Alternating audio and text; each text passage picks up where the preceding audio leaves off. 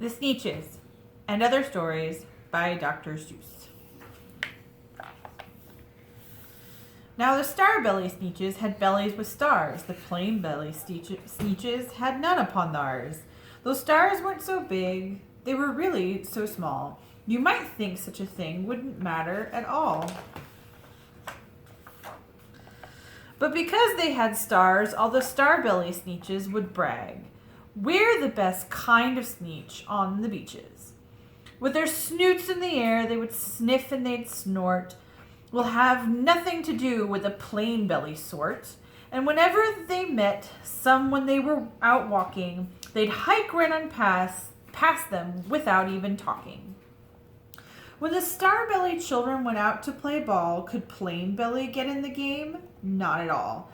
You only could play if your bellies had stars, and the plain belly children had none upon theirs.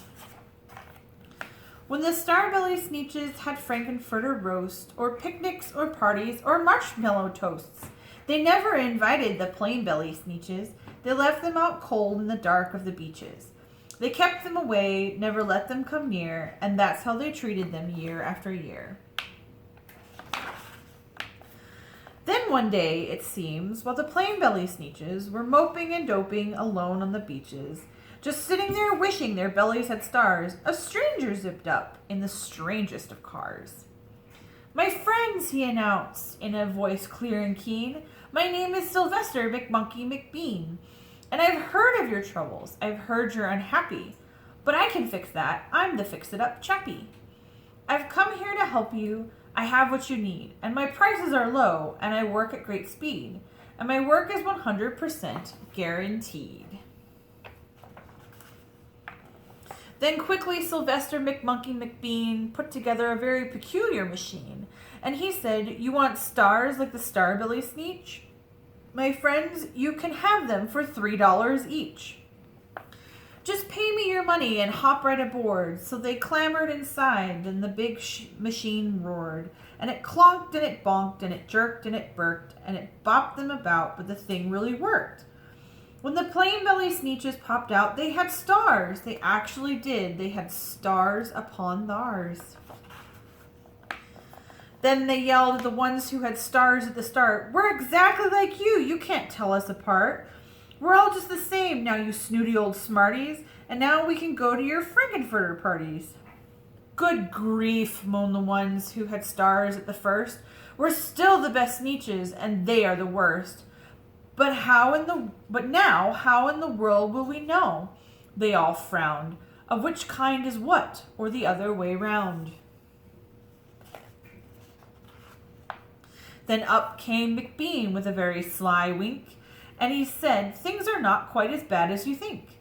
So you don't know who's who. That is perfectly true. But come with me, friends. Do you know what I'll do? I'll make you again the best Sneeches on beaches, and all it will cost you is $10 eaches."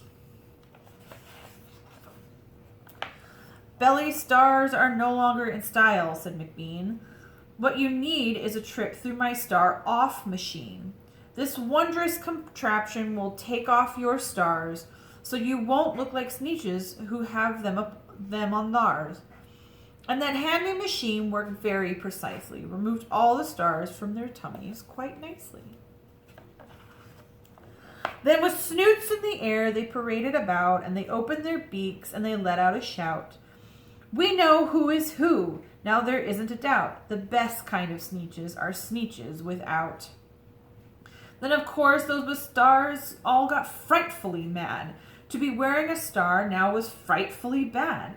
Then, of course, old Sylvester McMonkey McBean invited them to his star-off machine.